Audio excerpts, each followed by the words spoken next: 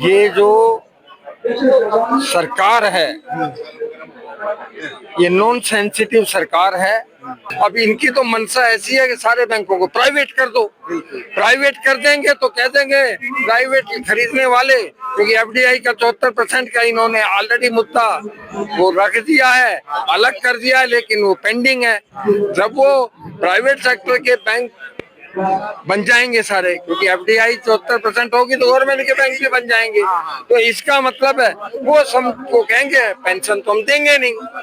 वो उनकी अल्टीमेटली इच्छा ही यही है। इंडिगो को आप देख लीजिए, इंडिगो भी जाएगी अडानी के पास और बैंक भी जाएंगे प्राइवेट हब। सपना दिखाना है कि भाई सबका साथ सबका विकास। आप जो सबका साथ सबका विकास कहते हैं, उन लोगों को देख लीजिए 14 से पहले क्या कहा था, आज क्या कह रहे हैं, आपको फर्क मालूम पड़ जाए। सरकार केवल अमीरों की हितैषी है। हिंदुस्तान में अमीरों की हितैषी और विश्व में पूंजीवादियों की हितैषी। पूंजीवादी व्यवस्था के अंदर नीचे के लोगों को तो 82 करोड़ लोगों को तो खाना ही मिलेगा बस, और कुछ एक्सपेक्ट नहीं कर सकते। नमस्कार, नवजागरण लाइव में आपका स्वागत है। जंतर मंतर पे हैं और यहाँ पे जो बैंक कर्मचारी हैं उनका एक प्रदर्शन चल रहा है और काफी संख्या में बैंक कर्मचारी यहाँ पे आए हुए हैं। इनकी अलग अलग मांगे हैं, इनसे जानते हैं। सर, क्या मांग लेके आए हैं? ये जो सरकार है, ये नॉन सेंसिटिव सरकार है। हम बुजुर्गों की, सीनियर सिटीजन की कुछ अलग से डिमांड नहीं कर रहे, क्योंकि जो पेंशन है जो हर सरकार में होता है, स्टेट गवर्नमेंट में होता है, रिजर्व बैंक में होता है, बढ़ोतरी होती है। आप कर दीजिए इन्फ्लेशन से, हमें थोड़ी मुक्ति मिल जाएगी। दूसरा, जब हम 8 लाख एम्प्लॉई हैं, रिटायर्ड एम्प्लॉई, उनको कोई प्लेटफॉर्म तो दीजिए। आप हमें मजबूर कर रहे हैं किसानों की तरह है कि प्लेटफॉर्म देंगे नहीं और यहाँ पर बैठने देंगे 200 से ज्यादा। तो ये तो संवेदनशील सरकार नहीं है, ना ही ये जो ना ही समझौते हुए हैं उनको पूरा कर रहे हैं। कहते हैं कि प्राइवेट बैंकों के अंदर को लागू नहीं कर रहे। अब इनकी तो मंशा ऐसी है कि सारे बैंकों को प्राइवेट कर दो। प्राइवेट कर देंगे तो कह देंगे प्राइवेट खरीदने वाले, क्योंकि एफडीआई का 74% का इन्होंने ऑलरेडी मुद्दा वो रख दिया है, अलग कर दिया है, लेकिन वो पेंडिंग है। जब वो प्राइवेट सेक्टर के बैंक बन जाएंगे सारे, क्योंकि एफडीआई 74% होगी तो गवर्नमेंट के बैंक भी बन जाएंगे। तो इसका मतलब है वो सबको कहेंगे पेंशन तो हम देंगे नहीं। वो उनकी अल्टीमेटली इच्छा ही यही है और ये कंसंट्रेशन निजी हाथों में करना चाहते हैं। उसका नतीजा एक ही है। इंडिगो को आप देख लीजिए, इंडिगो भी जाएगी अडानी के पास और बैंक भी जाएंगे प्राइवेट हब। तो हम इनके खिलाफ हैं। हमें बुलाइए टेबल पर, बात करिए। पेंशन का सुधार किस तरह से हो सकता है, हमारी तरफ से नहीं तो आप सुझाव दीजिए, उनको करिए। और जो समझौते लागू हो चुके हैं उनको प्राइवेट सेक्टर के बैंक के ऊपर भी लागू। लेकिन जो सरकार है वो तो हर वर्ग की बात करती है कि सबको साथ लेके हम चलने वाले हैं। अरे ये एक नारा है, सबका साथ, सपना दिखाना है कि भाई सबका साथ सबका विकास। आप जो सबका साथ सबका विकास कहते हैं, उन लोगों को देख लीजिए 14 से पहले क्या कहा था, आज क्या कह रहे हैं, आपको फर्क मालूम पड़ जाएगा।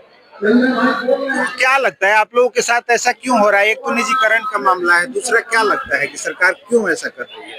क्योंकि ये सरकार केवल अमीरों की हितैषी है और सरकार हिंदुस्तान में अमीरों की हितैषी और विश्व में पूंजीवादियों की हितैषी।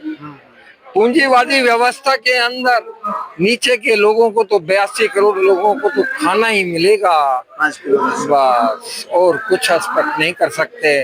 क्योंकि हमको ये लड़ाई एक नए सिरे से क्रांतिकारी बनानी होगी, तभी कुछ हम अचीव। चलिए, तो आप चलते चलते क्या कहेंगे? हम कहेंगे कि भाई हम बैंक वाले जो यहाँ पर बैठे हैं, जो 60 साल से ऊपर और 90 साल तक के, इन्होंने अपना खून देकर बैंकों को गांव तक लेके गए हैं, दूर दराज में लेके गए हैं।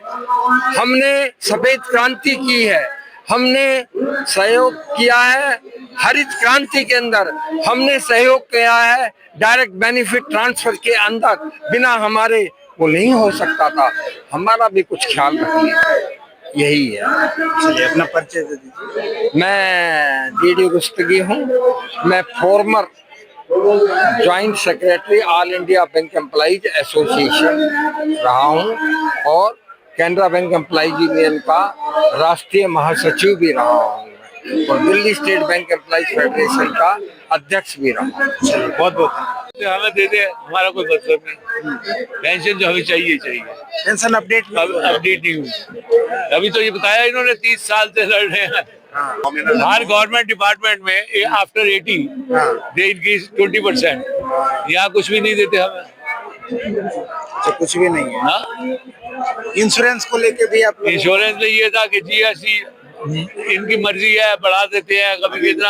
ये है कि हमारी ग्रुप इंश्योरेंस है, हाँ उसका प्रीमियम हम खुद देते हैं।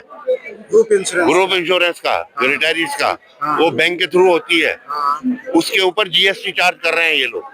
वो हमने केस लगाया हुआ है केरला हाई कोर्ट में, त्रिवेंद्रम में, वहां से स्टे मिला हुआ है हमको।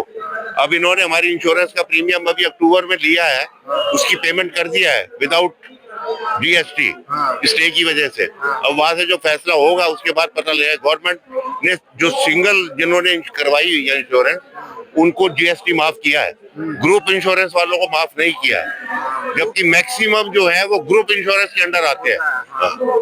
तो वो भी एक डिमांड है हमारी। तो एक तो पेंशन को लेके है, पेंशन आप लोगों का बहुत कम मिलता है। चाहिए है इस तरह प्राइवेटाइजेशन हमारे पेंशन फंड कॉर्पस का लोगों का गलत इस्तेमाल बैंक ने कर चुका है।